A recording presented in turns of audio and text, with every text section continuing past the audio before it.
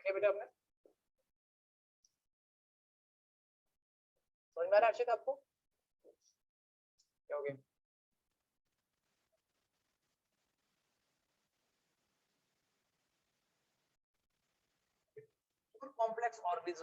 more complex organism use special body to transport such materials, blood and the lymph. more complex organism का मतलब क्या है? more complex, कोई example देंगे more complex का? why they are the more complex? why they are more complex? मैं close open से बात करें, मल्टीसेलुलर है, मल्टीसेलुलर तो लाइक मल्टीसेलुलर की बात करें फंगस भी होती है। मोस्ट कॉम्प्लेक्स का मतलब होता है जिसमें ऑर्गन सिस्टम तक पहुंच चुके होते हैं, इसको क्या कहते हैं? Most complex. इसमें सेल लेवल होता है, सेल लेवल से आगे बढ़कर टिश्यू होता है, टिश्यू से ऊपर ऑर्गन होता है, ऑर्गन से ऊपर ऑर्गन सिस्टम होता है, इसे मोस्ट कॉम्प्लेक्स कहते हैं। उसके अंदर स्पेशल फ्लूइड होता है जो बॉडी के अंदर ट्रांसपोर्ट होता है, वो फ्लूइड का नाम क्या है? Blood and lymph. आपने पढ़ाया था अभी मैंने आपको, डाइजेस्टिव सिस्टम में लिम्फ थोड़ा बहुत बताया था, आप डिटेल में पढ़ेंगे, लिम्फ आपको डाउट भी था पहले। एक होता है, दूसरा फ्लूइड का नाम क्या है? दोनों फ्लूइड आपके हमारे ध्यान रखना, लिम्फ को कैरी करने के लिए पूरा लिम्फेटिक सिस्टम अलग होता है और ब्लड को कैरी करने के लिए पूरा close lymph close circulatory system का पार्ट नहीं है। लिम्फ के लिए अलग सिस्टम होता है, इसको लिम्फेटिक सिस्टम कहते हैं। क्या कहते हैं? लिम्फेटिक सिस्टम, जो लिम्फ को फ्लो करता है। लिम्फेटिक सिस्टम पहले ही पढ़ा, नाम सुना आपने? लिम्फेटिक सिस्टम होता है जो लिम्फ को फ्लो करता है। क्या फ्लो करता है? लिम्फ को। एक लिम्फोइड ऑर्गन मैंने आपको पढ़ाया था डाइजेस्टिव सिस्टम में, कहां पे पढ़ाया था? एक लिम्फोइड ऑर्गन जो कि लिम्फ को फ्लो करता है, टॉन्सिल्स। याद है टॉन्सिल्स सुने? यहाँ पर होते हैं अंदर की तरफ। इसके अलावा पेयर पैचेस जो स्मॉल इंटेस्टाइन के इलियम में होते हैं। Blood is the most commonly used body fluid by the most of the higher organism, including for this purpose. Another fluid lymph होता है जो कुछ substances को carry करता है। देखिए, blood is the most common substance जो पूरी बॉडी के अंदर flow होता रहता है within a ducts flow होता रहता है। Okay? Blood basically nutrition, glucose, oxygen और जितने भी रिक्वायरमेंट होती है सबको क्या करता है? फ्लो करता है। दूसरा फ्लूइड कौन सा होता है? अब वो कौन सा सब्सटेंसेस कैरी करता है? ब्लड तो चलो मिनरल कैरी करता है, ऑक्सीजन कैरी करता है और अदर जो मिनरल और माइक्रो न्यूट्रिएंट्स होते हैं वो सब कैरी करता है, क्योंकि हमारे जो खाना डाइजेस्ट होता है एब्सॉर्ब होकर कहाँ आता है? ब्लड में आता है। ब्लड में आता है, फिर वही ब्लड से कहाँ पहुंचता है? टिश्यू तक पहुंचता है या ऑर्गन तक पहुंचता है। अब एक लिम्फ है, लिम्फ क्या कैरी करता है? डब्ल्यूबीसी। क्या कैरी करता है? डब्ल्यूबीसी का पूरा नाम क्या है? क्या काम है इसका? इसके लिए आरबीसी नहीं, इन्फेक्शन के लिए मदद करता है, इन्फेक्शन से फाइट करता है, इन्फेक्शन के लिए फाइट करता है, तो ये डब्ल्यूबीसी को कैरी करता है। ठीक है, डब्ल्यूबीसी पढ़ा है आपने पहले कभी? अब ब्लड को proper detail blood is special connective tissue. Connective tissue का मतलब क्या होता है? कनेक्टिव टिश्यू बहुत सारे होते हैं, कोलेजन, ठीक है, कोलेजन एक इलास्टिक, ये बहुत सारे कनेक्टिव टिश्यू होते हैं। Bone is a connective tissue, bone पढ़ा है? Bone is a connective tissue. Cartilage is a connective tissue. Cartilage पढ़ा है कभी? ट्रैकिया में नहीं पढ़ा था? अच्छा, कोई कार्टिलेज देखा है आपने? कहाँ पे? ईयर, ये होता है ना एक्सटर्नल ईयर्स, ये क्या है? क्या है? कार्टिलेज। बोन्स देखे कभी? ये बोन्स ही है। आप चिकन खाते तो बोन्स देखे कभी? तो बोन्स ही तो होती है उसकी वो। ठीक है, ओके। अब ब्लड ध्यान रखना, बोन एंड कार्टिलेज ये क्या है? Connective tissue. अब कनेक्टिव टिश्यू का मतलब क्या होता है? जो दो टिश्यू को कनेक्ट करता है उसको क्या कहते हैं? Blood special connective tissue. Blood पूरी बॉडी में फ्लो होता है और दो टिश्यू को कनेक्ट करता रहता है, मतलब एक के मटेरियल को दूसरे मटेरियल तक पहुंचाता रहता है। अगर आप उसका कंपोजिशन देखते हैं तो कंपोजिशन में दो इंपॉर्टेंट पार्ट होते हैं, जिसमें से प्लाज्मा कितना परसेंट होता है? 55%। और फॉर्म एलिमेंट और ग्रेन्यूल्स कितना परसेंट होता है? अब 55% क्या होता है? प्लाज्मा मतलब लिक्विड, प्लाज्मा मतलब लिक्विड, और ग्रेन्यूल्स कितने परसेंट होते हैं? 45%। ये याद रखना, ये क्वेश्चन कई बार आया है। यहाँ पे देखिए, ये डायग्राम ड्रॉ नहीं करना है आपको। यहाँ पर अगर आप, ये ब्लड वेसल्स है, ये ब्लड वेसल्स है, इसके अंदर ये दिख रहा है आपको, ये फ्लूइड दिख रहा है आपको, ये क्या है? प्लाज्मा। क्या है? प्लाज्मा। इसके अलावा ये दिख रहे हैं आपको, ये क्या है? रेड कलर की आरबीसी। और ये दिख रही है आपको अलग तरीके की कुछ ब्लू कलर की, ये क्या है? और ये अलग से दिख रही है आपको प्लेटलेट्स। ठीक है, जो डेंगू में कम हो जाती है, डेंगू के टाइम में देखा प्लेटलेट्स डाउन चली जाती है। ओके, ये प्लेटलेट्स से डाउन जाती है। जब कभी चोट लगती है, चोट लगने पर जब लिक्विड बाहर आता है ना, वो एक्चुअली प्लाज्मा बाहर आता है। हाँ? नहीं, ये आता येलो येलो बाहर नहीं आता, हमेशा आता तो रेड ही बाहर आता है। क्योंकि रेड इसलिए बाहर आता है क्योंकि जो लिक्विड बाहर आ रहा है, उसके अंदर आरबीसी भी बाहर आ रही है और आरबीसी में क्या बाहर आ रहा है? अच्छा ब्लड का रेड कलर होता क्यों है पहले बताइए? किसकी वजह से? अच्छा हीमोग्लोबिन की वजह से होता है, हीमोग्लोबिन का भी रेड कलर होता है, तो हीमोग्लोबिन का रेड कलर किस वजह से? किसी वजह से हीमोग्लोबिन आपका ब्लड का जो रेड कलर किसकी वजह से होता है? आयरन की वजह से। आपका जो लिक्विड बाहर आ रहा है ना चोट लगते टाइम में एक्चुअली प्लाज्मा बाहर आता है। लेकिन प्लाज्मा में आरबीसी होती है, आरबीसी में हीमोग्लोबिन होता है, हीमोग्लोबिन में आयरन होता है, तो जिससे ब्लड का कलर कैसा हो जाता है? रेड हो जाता है। ठीक है? सबका अपना-अपना काम है। प्लाज्मा इसको फ्लूइड नेचर का बनाता है ताकि वो आसानी से फ्लो हो सके। आरबीसी का काम क्या है? हीमोग्लोबिन कैरी करना। क्या कैरी करना?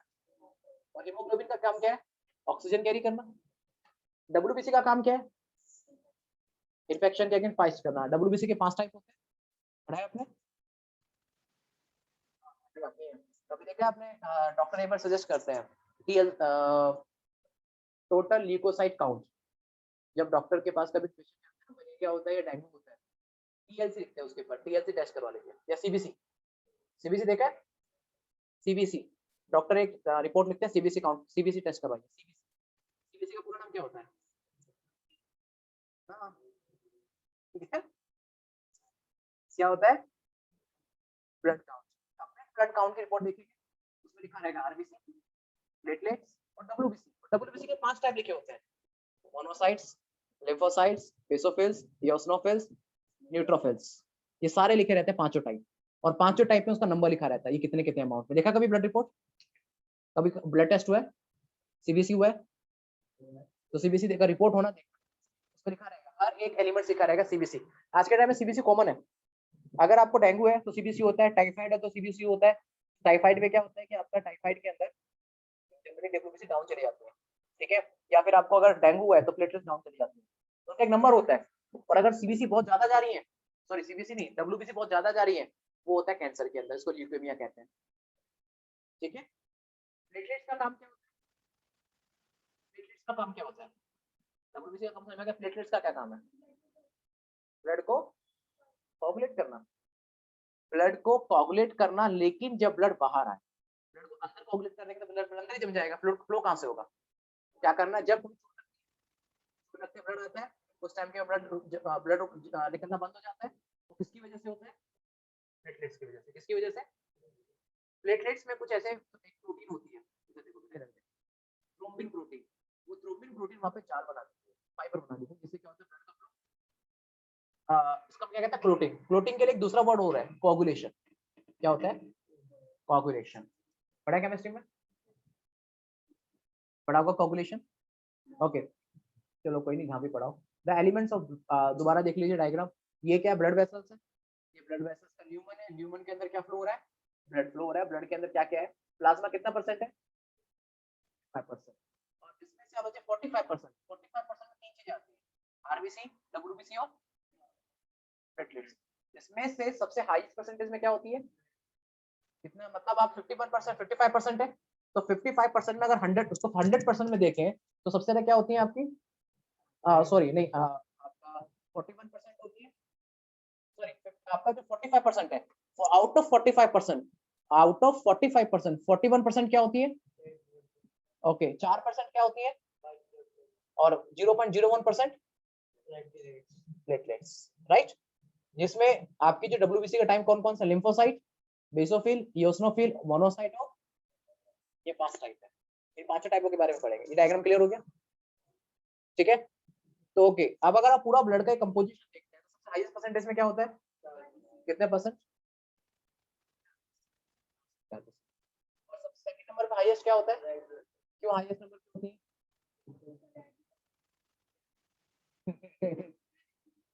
क्योंकि हीमोग्लोबिन को क्योंकि आरबीसी में हीमोग्लोबिन होता है और हीमोग्लोबिन को ऑक्सीजन डब्ल्यूबीसी 4% होती है, अगर ज्यादा बढ़ जाए तो क्या होगा?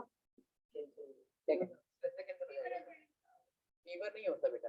अगर डब्ल्यूबीसी का नंबर ज्यादा बढ़ रहा है तो वो इन्फेक्शन को शो कर रही है कि कोई ना कोई इन्फेक्शन है। देखिए, जब आप जैसे अगर कारगिल पर अगर फाइट होती है तो आर्मी बढ़ जाती है, आर्मी पोस्टेड होती है, वैसे अगर इन्फेक्शन बढ़ गया तो बढ़ा देगी ताकि इन्फेक्शन से लड़ सके, राइट। तो ये ध्यान रखना एक बार, ओके। तो ये नंबर आसान है, तो नंबर को याद रखना ताकि आपको पता रहेगा कौन कौन से टाइप होते हैं। आप पढ़ते हैं पहले प्लाज्मा, फ्लूइड मैट्रिक्स। प्लाज्मा का दूसरा नाम क्या होता है? फ्लूइड का मतलब, और मैट्रिक्स का मतलब? मैथ में पढ़ा है, मैथ में मैट्रिक्स आते थे ना, मैथ के अंदर ही मैट्रिक्स आते थे, शायद नहीं है 11th में आते हो, चलो मैट्रिक्स का। अच्छा, मैट्रिक्स का मतलब क्या होता है? मैट्रिक्स का मतलब होता है जो पूरे के अंदर फैला हुआ हो, इक्वली थ्रू आउट हो, इक्वली फैला हुआ हो, उसको क्या कहते हैं? मैट्रिक्स कहते हैं। मैट्रिक्स मूवी देखिए, नाम सुना है? नाम सुना है आपने? हॉलीवुड की बहुत फेमस मूवी है मैट्रिक्स। कंप्यूटर में भी होता है मैट्रिक्स, कंप्यूटर में मैट्रिक्स होता है। ओके, प्लाज्मा देखिए, प्लाज्मा एक बॉडी फ्लूइड होता है, फ्लूइड पार्ट होता है, लेकिन उसका कलर कैसा होता है? कैसा होता है? येलो कलर होता है, एल्कलाइन फ्लूइड होता है। कैसा होता है? येलो इसलिए होता है कि अगर आप ब्लड में से अगर आप आरबीसी डब्ल्यूबीसी को कलर अलग कर दो ना तो आपको येलोइश ही मिलेगा, राइट। एल्कलाइन होता है, तो एल्कलाइन का मतलब क्या है? कितना होता है पीएच? कितना? मोर देन 7 तो 14 भी होता है, 10 भी होता है, 11 भी होता है, 12 भी होता है, 7.4। 8 to 10 क्या होता है? ब्लड का पीएच कितना होता है? वो किसके जैसे होता है? प्लाज्मा के जैसे होता है, ओके। जो कि पूरे ब्लड फ्लो जो प्लाज्मा कितना परसेंट होता है? कंटेंट देखिए, वाटर कितना परसेंट है? अब बच्चे कितने डिफरेंट ऑर्गेनिक इनऑर्गेनिक सब्सटेंसेस, वो कितने परसेंट है? जिसमें से ऑर्गेनिक कितना होता है और इनऑर्गेनिक मतलब अराउंड लेस देन 1%। वाटर 90% है, ओके। और 10% में से 7 to 8% ऑर्गेनिक सब्सटेंसेस और अराउंड 1% या 1% थोड़ा सा कम इनऑर्गेनिक सब्सटेंसेस। ऑर्गेनिक में प्रोटीन सबसे ज्यादा होता है, इनऑर्गेनिक में आयंस होता है, सोडियम आयन होता है, ठीक है। प्लाज्मा का कलर स्ट्रेल पेल येलो, जो कि कैसा बनाता है उसको? 55% होता है, 90% प्लाज्मा येलो होता है। ये देखिए, ये क्या है? ये क्या बेटा? ये प्लाज्मा है, ठीक है, ये प्लाज्मा है। कभी आप अभी जो कोरोना के टाइम पे देखा प्लाज्मा बैंक बने थे, प्लाज्मा बैंक बने थे न्यूज देखो, न्यूज। प्लाज्मा बैंक नहीं सुना? प्लाज्मा डोनेशन, जिनको बोला भी जाता है जिनको कोरोना हो गया प्लाज्मा डोनेट करे अपना, प्लाज्मा थेरेपी। प्लाज्मा में एंटीबॉडीज होती है, प्लाज्मा में क्या होती है? एंटीबॉडीज होती है जिससे प्लाज्मा को एक्सट्रैक्ट करता है। अगर आपके ब्लड से वैसे प्लाज्मा निकालेंगे तो येलोइश फ्लूइड आएगा, ऐसा है, ठीक है। अब इसके अंदर जब आरबीसी मिला देंगे तो कलर कैसा हो जाएगा? रेड हो जाएगा। लेकिन विदाउट आरबीसी कैसा कलर होता है? प्लेन प्लेन होता है, ठीक है। इसको स्ट्रो कलर भी कहते हैं, स्ट्रो कलर भी कहते हैं, देखिए आपने ब्लड को फिल्टर कर दिया। अब ब्लड को जब आपने फिल्टर किया तो ऊपर वाला पार्ट क्या आया? कितने परसेंट है? 55% है बेटा। अच्छा 55%। ओके, उसके बाद में दो पार्ट नीचे की तरफ बैठ गए, ये वाला पूरा पार्ट नीचे की तरफ बैठ गया, सेटल्ड हो गया। ऊपर की तरफ जो हल्का ब्लूइश पार्ट है वो क्या कहलाता है? और अराउंड 1% होता है, 1% टू कंपैरेटिवली हो गया। और अब देखिए इसमें चेंज हो जाए, जैसे वहां पे रेड ब्लड सेल्स कितना लिखा था? 41%। पूरी बात सुनिए, रेशियो ये फिक्स नहीं है, रेशियो वेरी करता है ये, लेकिन हाईएस्ट कंसंट्रेशन में क्या रहता है? आरबीसी। तो आरबीसी का कलर कैसा है बेटा? रेड है, तो 45%। और रिमेनिंग जो ऊपर की तरफ दिख रहा है उसमें क्या आते हैं? White blood cell. और समझ में आ गया? ऊपर की तरफ क्या है? अब प्लाज्मा हल्का होता है, लिक्विड होती है तो ऊपर रह जाएगा, और ग्रेन्यूल्स क्या होते हैं? भारी होते हैं तो नीचे बैठ जाएंगे, ओके। पहले नोट कीजिए वरना काफी सारे खत्म।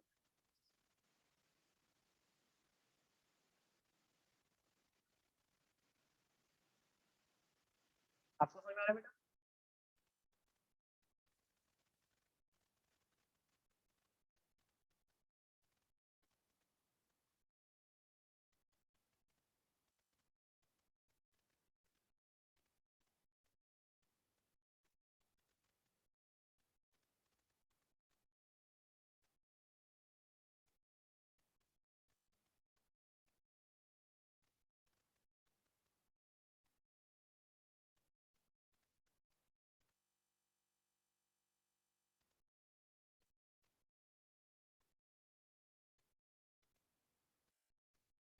आप पास में रहते हैं ना, आप तो आने जाने में दिक्कत नहीं है।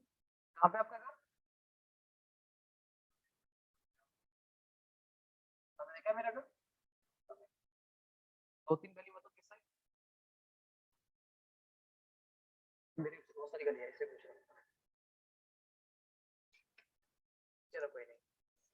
देख लिया बेटा आपने?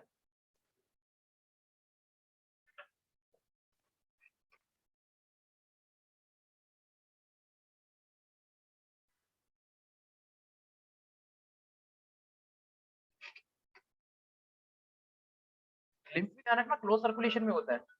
लिम्फ भी बेटा आपका पूरा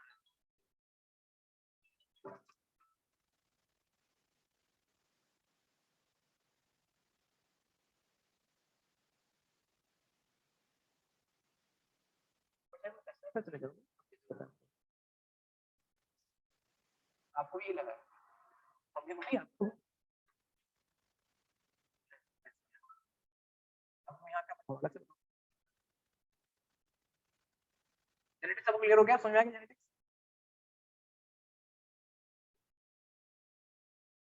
कोई तो आपको हाँ कोई मेंडल के बाद ही मेंडल के बाद का ही टफ है।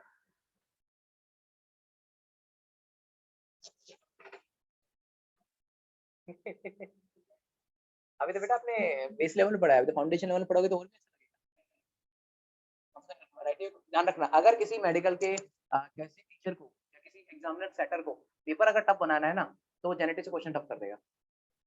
नहीं अगर पेपर को हार्ड बनाने का मन है, अगर मान के चलो if I am setter of an examination तो मैं क्या करूंगा सर?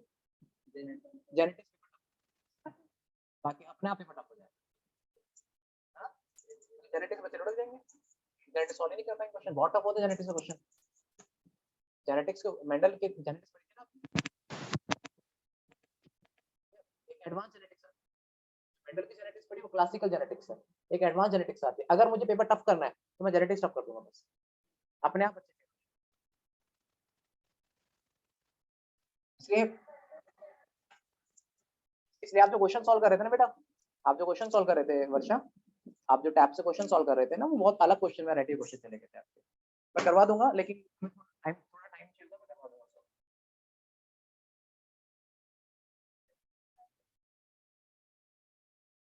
सर ने बताया मुझे, सर ने इलेवंथ को तो बताया था। आप पूछ रहे थे बच्चे से करेंगे तो होगा, तुम देखो ना, जो जो उसकी टेंशन वही लो, उसकी टेंशन यहाँ लो।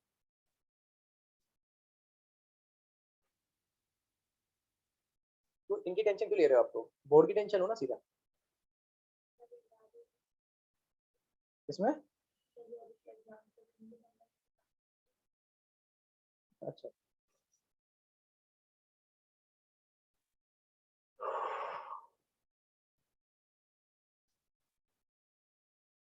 नोटेड।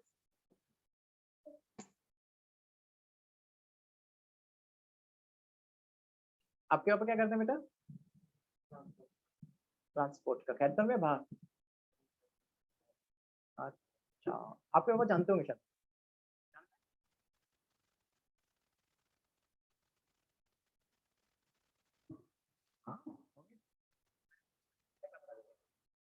हाँ लाइक सर आपको क्या कहते हैं, सिर्फ एक दो ही आरबीसी बनाइए, सारी रोटेशन रहे। और आपकी जो डब्ल्यूबीसी है, अगर आप नॉर्मली डब्ल्यूबीसी के सर्कल कर सकते हो, इसके अंदर जो न्यूक्लियस की शेप्स है वो आपको भी जानने की जरूरत नहीं, इसके हम डिटेल में पढ़ेंगे। न्यूक्लियस शेप यहाँ पर जो न्यूक्लियस के अंदर दिख रहा है ना, न्यूक्लियस की वैरायटी ऑफ न्यूक्लियस शेप है। कोई जो ट्राइलोब्यूलर होता है, पेंटालोब्स होते हैं, या अलग अलग लोब्स होते हैं, वो बाद में पढ़ेंगे, डिटेल में पढ़ेंगे बनाने। लेकिन लॉब्स अभी कैसे भी बना लो, कोई दिक्कत नहीं। लॉब जो अंदर के न्यूक्लियर लॉब है वो भी कैसे भी बना लीजिए, जैसे आरबीसी बहुत सारी बनाई हुई है, तो don't need to be try the whole RBC.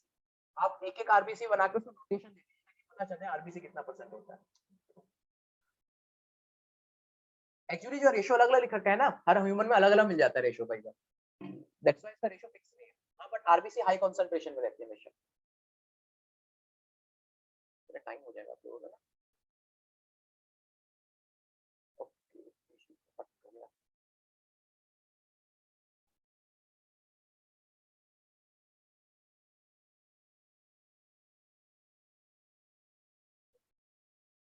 WBC ये रही बेटा, ये ना, ये सारी 5 डब्ल्यूबीसी है। हाँ फिर ये क्या है, इसमें फिर मोनोसाइट्स न्यूक्लियोसाइट्स, ये क्या है बेटा? क्या कह रहे हो सर? अभी हम सर्कल ही बना लीजिए, इसके बारे में डिटेल में पढ़ लेंगे, ठीक है।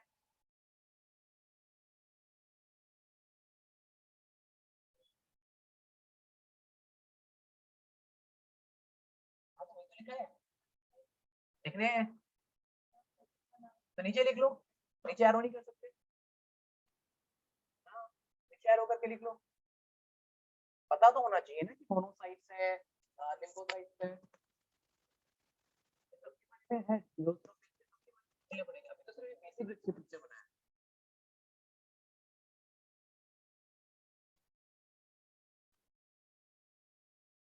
आप बेटा नंबर मैसेज कर देना अपना, ठीक है? अच्छे ध्यान से ताकि मैं आप याद कर दूं आपको।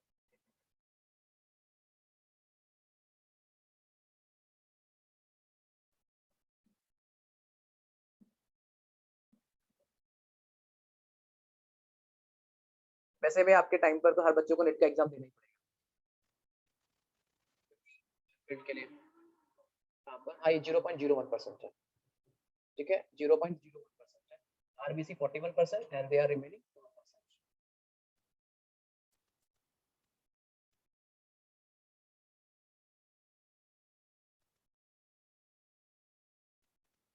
आपने बेटा कौन सा चैप्टर अच्छे से पढ़ा है बायोलॉजी में? नहीं, मैं 11th की बात करूंगा, मैं 10th से क्या करूंगा? आपने रेस्पिरेशन, सेल बायोलॉजी अच्छे से पढ़ा है? मैं आपको से क्वेश्चन देता हूं, आप सॉल्व करने की कोशिश करिए। कौन सा वैल्यू है? तो करिए आपने अपने तो फिर बात करते हैं। तो मैं आपको क्वेश्चन से भेजता हूं, एक काम करिए, आपका टाइम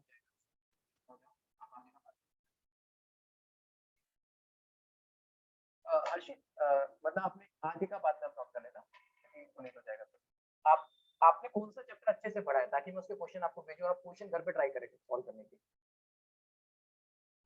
कोई भी एक चैप्टर।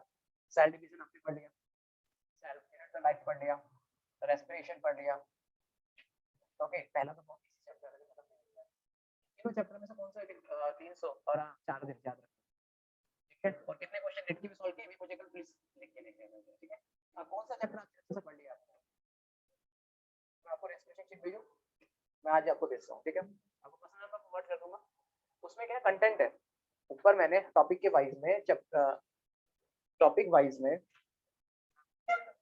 उसका कंटेंट भी है, आप उसको रीड कर लेना। अगर आपको कोई डाउट हो, कोई भी नहीं है तो मुझसे पूछ लेना, और उसके नीचे उसके आंसर है, तो आप वेरीफाई कर लेना उसमें, ठीक है? और एक अलग से कॉपी रख लेना, ठीक है बेटा?